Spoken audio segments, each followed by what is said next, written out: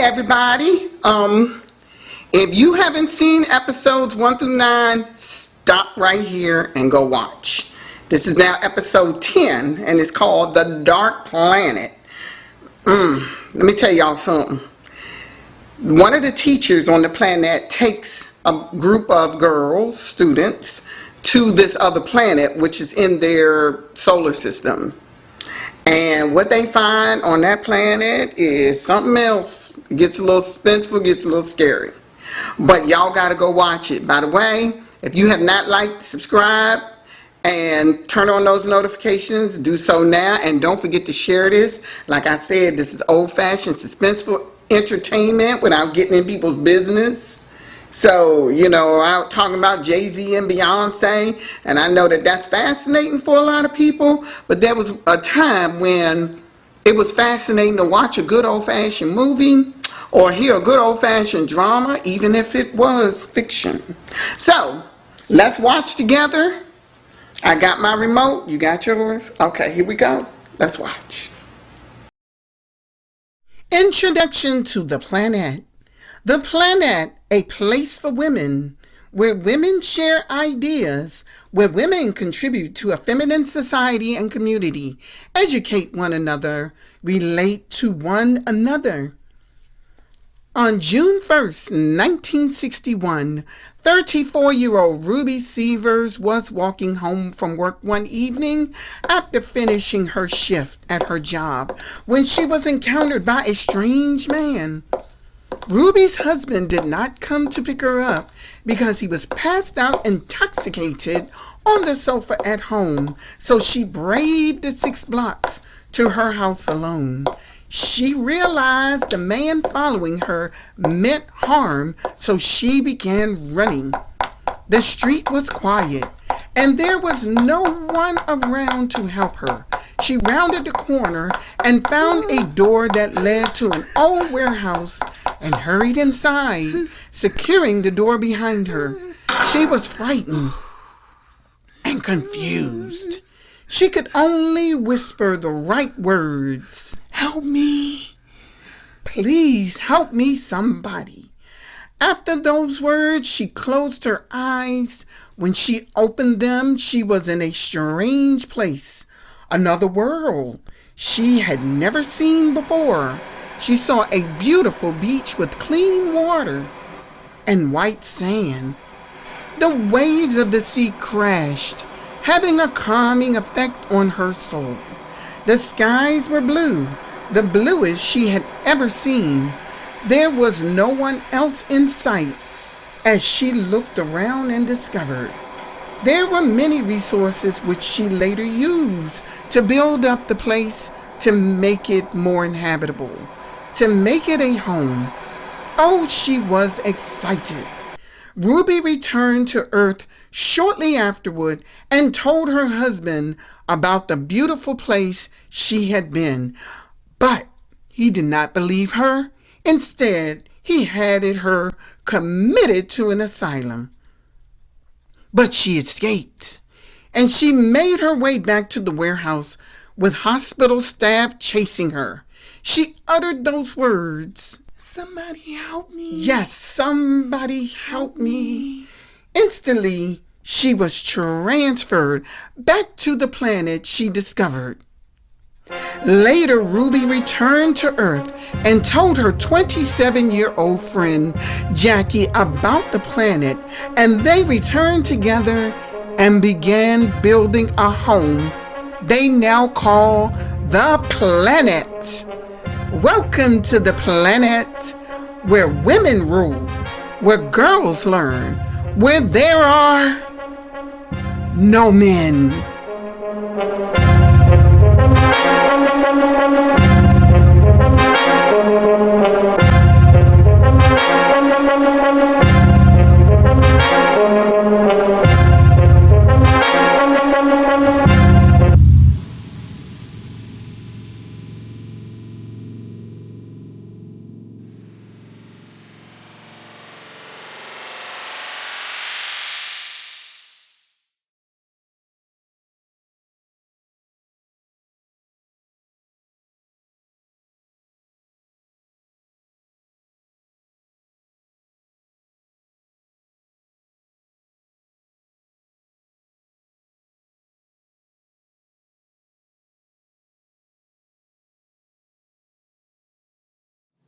Episode 10, Scene 1. Gara Hunter and 3 other teachers boarded the Grand Shuttle with 9 students. 1 officer and 2 defenders accompanied them along with the pilots. The Grand Shuttle accommodated 32 passengers, and unlike the regular shuttles, it was equipped with a kitchen, 3 bathrooms instead of 1, a rest parlor, and a cargo area that is used for hauling materials. "I've never been on Dark Planet before, Miss Hunter," one of the girls said. "Oh, honey, we are going to have so much fun. There are so many things to learn out there and so many collectibles and resources." "We're launching at 1342 at 720 speed to Dark Planet," the pilot spoke. After lifting, she increased the speed to 1310, and the starship headed out into space. Soon there was nothing surrounding them except stars. The students read, talked, studied, laughed, and ate their snacks while taking their trip as the aircraft sailed smoothly. "So, Miss Hunter, what color is the planet?" "It has a purplish color with white spots when you see it on satellite. We'll see when we get closer, okay, dear?" "Are there any other planets we come across before Dark Planet?" "No, honey, there isn't. Dark Planet is our first stop. When you girls become seniors, we might even take you to Planet Flip." "You have to go into the Defense Academy to go to Planet Flip," the pilot reminded the teacher. Dark Planet, no doubt, earned its name because there was no light when they landed.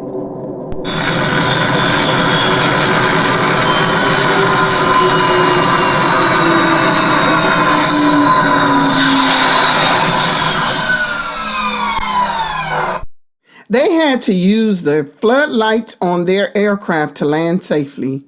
Each of them strapped on a light around her waist to be able to see. The ship's door raised.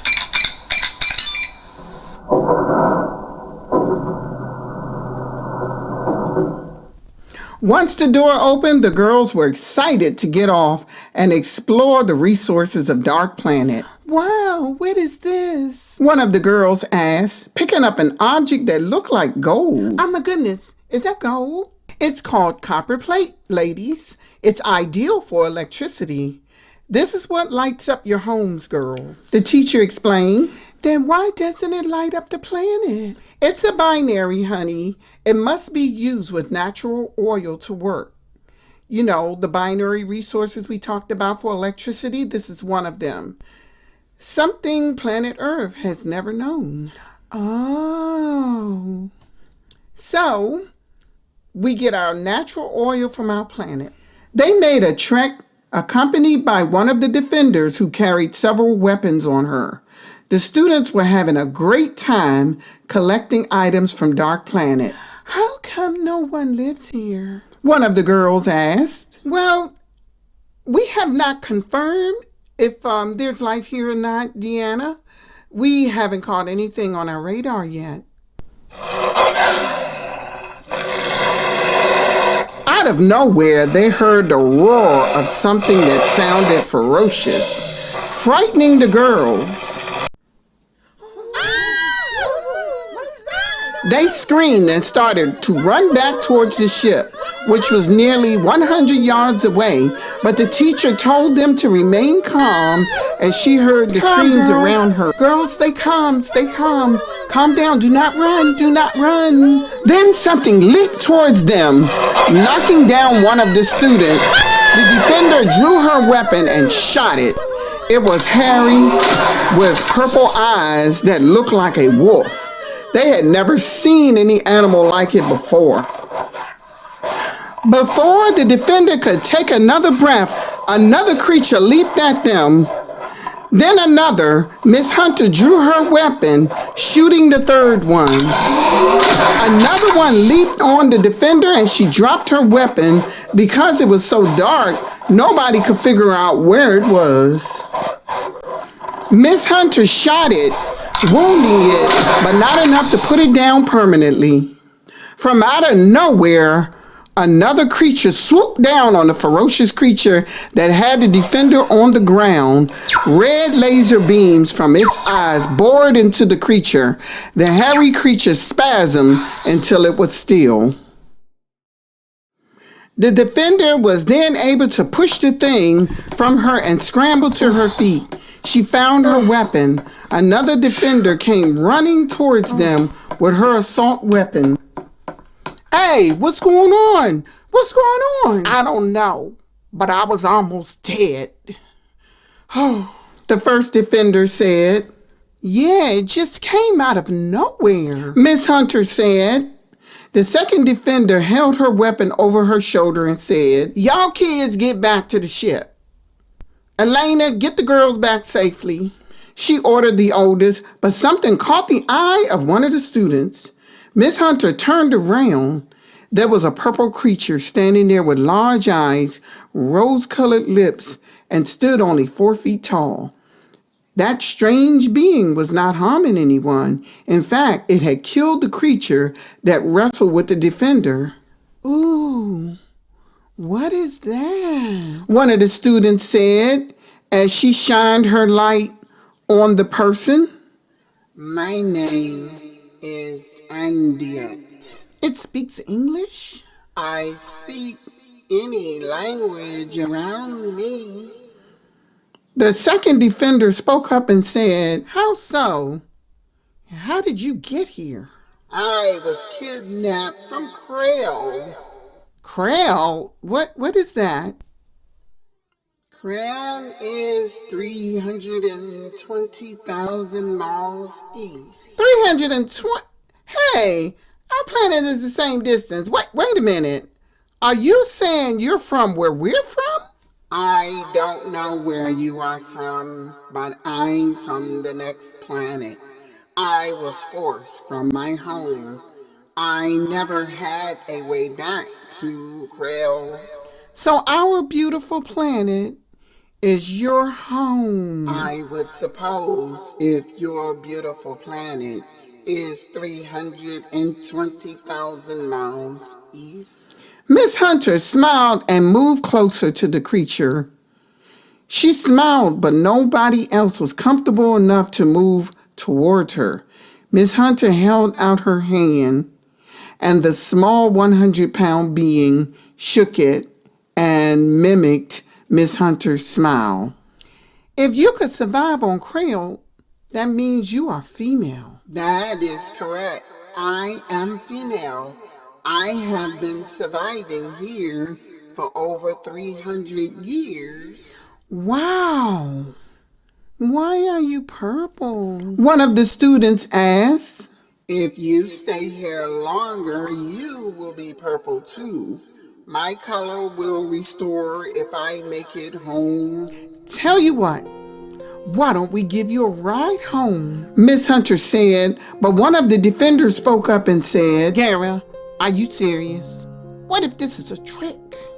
You have beautiful beaches and lovely vegetation with sunny skies on Krell. And Diet described. Miss Hunter gave the defender a look. See, she knows what our planet looks like. She turned back to Andiet and held out her hand and said, are you ready to go home? Andiet took Gara Hunter's hand and said, with pleasure. She mimicked Miss Hunter's smile again and walked with the group towards the starship. The pilot raised the door. The students boarded first. Before Andiet boarded the ship, another ferocious creature came out of nowhere and tried to grab her, growling and roaring as it did. The defender uttered an expletive before she shot the creature. Miss Hunter was able to get their new friend onto the starship, and the pilot closed the door. They explained to the pilot who their friend was. This is going to be really interesting, ladies, explaining this to Ruby and Jackie, the pilot said before cranking up the engine and taking off. 2132 taking off at 722 speed, and we are off to the planet. Please remain buckled until it's safe.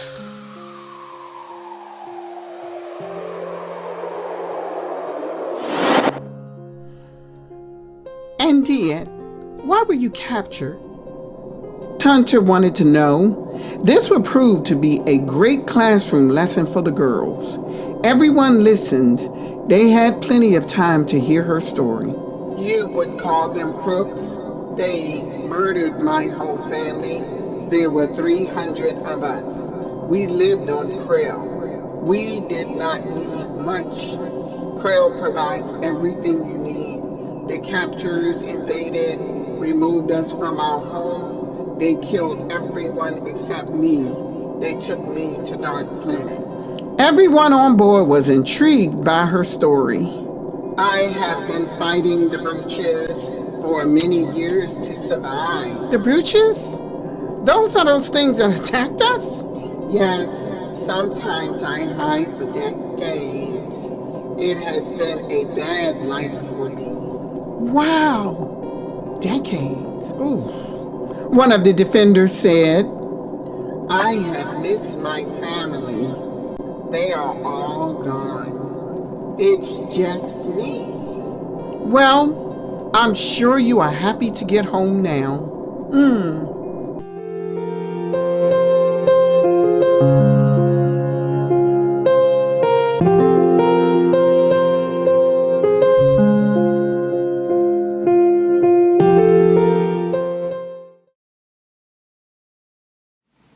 Episode 10, Scene 2. The shuttle landed smoothly on the north end of the planet. Ruby, Jackie, and Dr. Fatima and an officer waited on the airfield. Their clothing blew from the wind of the shuttle landing. Ruby wore a pair of yellow slacks, a white shirt, and a matching yellow long blazer with heels. Her hair swept around her shoulders.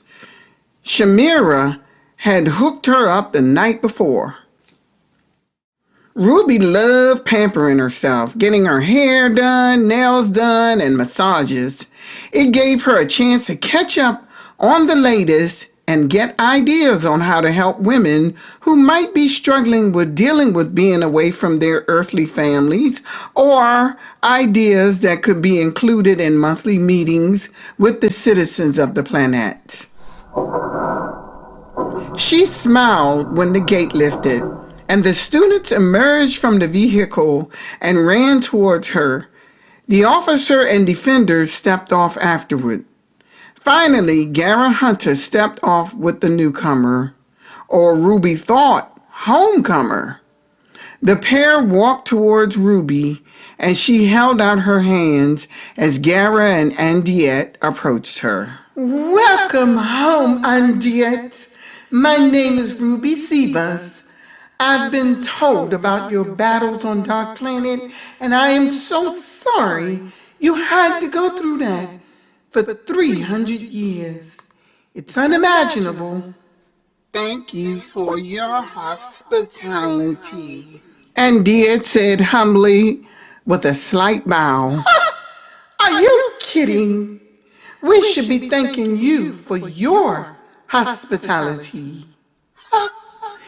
Andiette mimicked Ruby's laugh as they headed towards Ruby's car.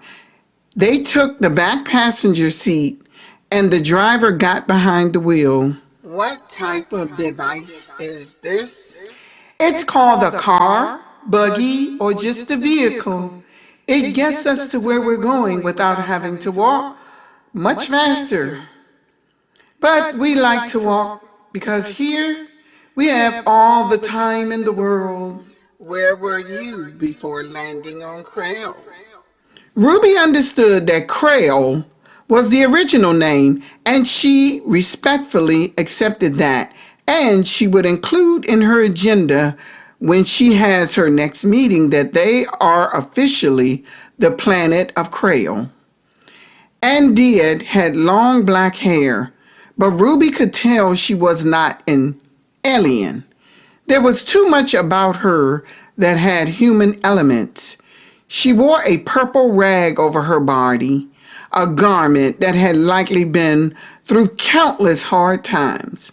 Ruby was determined she would fix up their new friend and make her feel beautiful.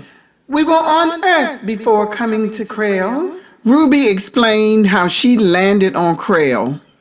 "You landed in the sand," Andiette said, and the driver wiggled her eyebrows through the rearview mirror at Ruby. "Pardon me?" "The sand. When you landed, you were on the shores of the east side." "How did you know that?" "I saw you, Ruby." "You did? Were you here?" "I was on Dark Planet until recently. I could see miles away. I could see Krail through a bubble." Ruby found this revelation quite interesting. "So when would you say you lost sight of Krail?" "About 40 years, if you go by your calculation of time. I have been losing my sight due to being away from home, and in such a dark place, you will lose your sight." "Well, I hope you will be fine now." "I am better now." Andiette looked around as the vehicle drove into the town from the airfield. She was amazed by the houses and stores. Ruby educated her on what the buildings were and their functions. "I have never lived in a house." "You would love living in a house, my darling." "You are human. You would say that." Gara Hunter looked at Ruby and smiled. Their new friend was pretty sharp and quick on the uptake. Besides that, although her unusual color made her stand out from other women, she was rather pretty and very petite. The car pulled in front of Ruby's two-story home. There were not many homes that were two-story. The group headed into the house, and Andiette looked around. It did not take her long to figure out the purpose of the furniture. She was easily adapting to her new environment. Krail did not look like the hundreds of years ago as it formerly did. "Make yourself comfortable, Andiette. What would you like to eat?" "I eat what the planet grows." "Well, yes, you're right at home then," Gara, the teacher, said. Soon, Andiette was settled in the guest room. Ruby had gotten some clothes from Stephanie's shop. She would introduce her as a citizen later in the week, but for now, Andiette should rest. Ruby was also aware of the fact that the longer Andiette was on Krail, her natural color and condition would be restored. Episode 10, Scene 3. Ruby woke up to a sweet smell wafting through the air. She threw on her robe and headed downstairs. Andiette was standing at the stove cooking. "Something smells amazing. What are you making, honey?" Andiette turned around and smiled. "Berry cakes made from wheat and yellow berries." "I didn't know you knew how to cook, Andiette." "I used to cook by fire near the country on the west." "Oh, I've been to the West Country. It's beautiful out there. Lots of our officers live there." "The west is where the invaders entered most." Andiette then set Ruby's plate on the table and fixed her own plate. "So you had been invaded before you were captured?" "Lots of times. Most times we were victors. The last time we were not." Ruby sliced a piece of her berry cake and tasted it. It had a sweet, buttery taste. She closed her eyes and said, This is delicious." "And good for the soul." It will make you live for many years to come. Well, in that case, let me have some more.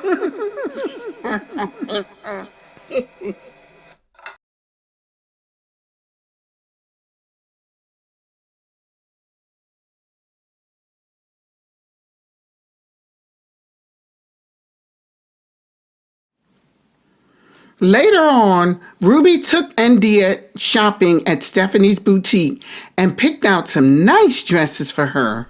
You're like a little girl. So cute. Stephanie said, measuring her for a new outfit.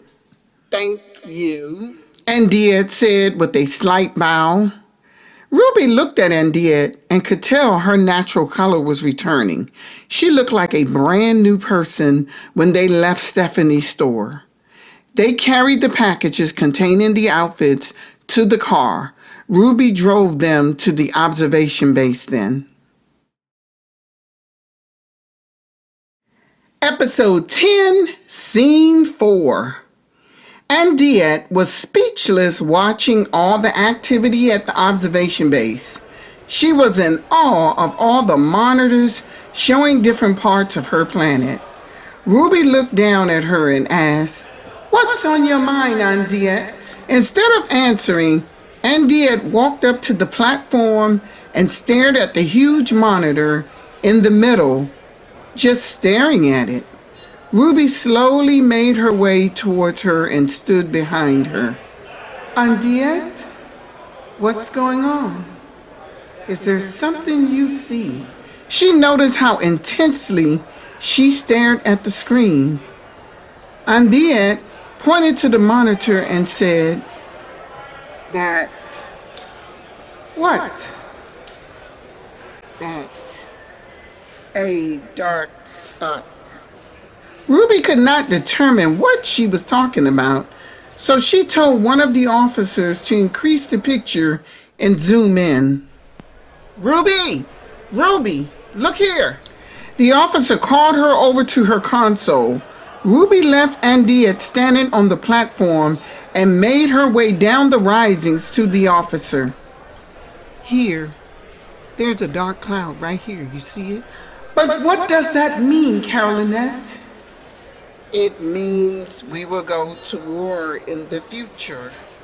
Another planet is plotting against us. Andiette spoke without moving from her spot. How could she tell that? Ruby asked herself, making her way back to the platform where Andiette stood. And how long in the future would that be? 200 years. Andiette finally looked up at Ruby, her eyes wide and her stare intense. "I mean, will any of us even be here in 200 years? One of the tech ops asked. Andiette looked at her and said, On Krell, you will never die unless you are killed.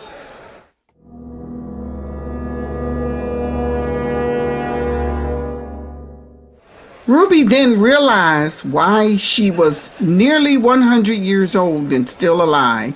She was born in 1927. It was now 2018. She was 91 years old and as healthy as someone in their 40s.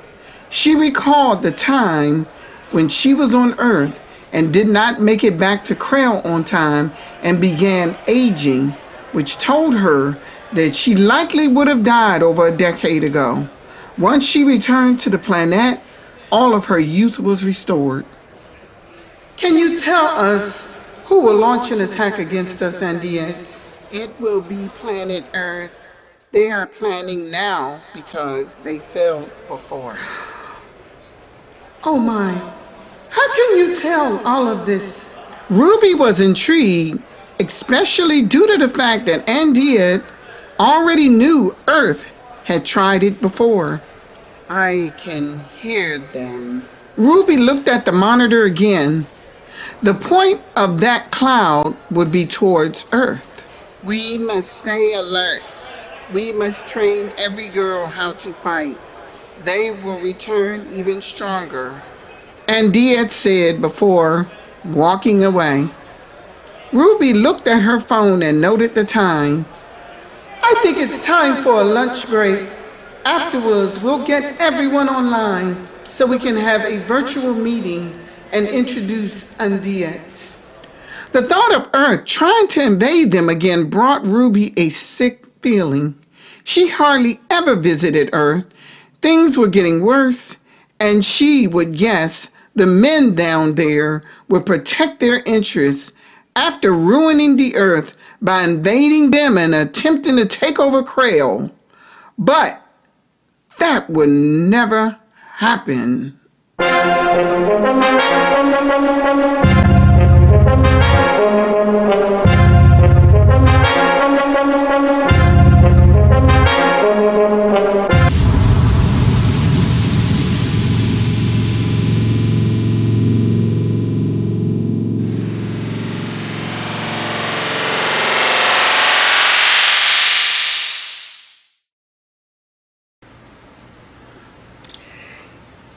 Isn't Andia just the cutest little thing? Oh my goodness!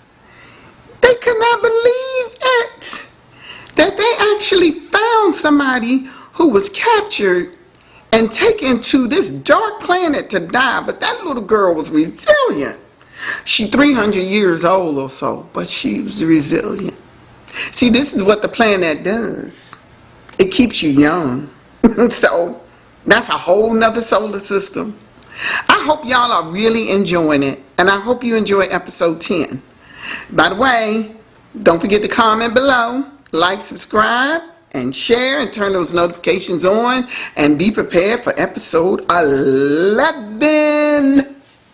Alright, take care. Bye-bye.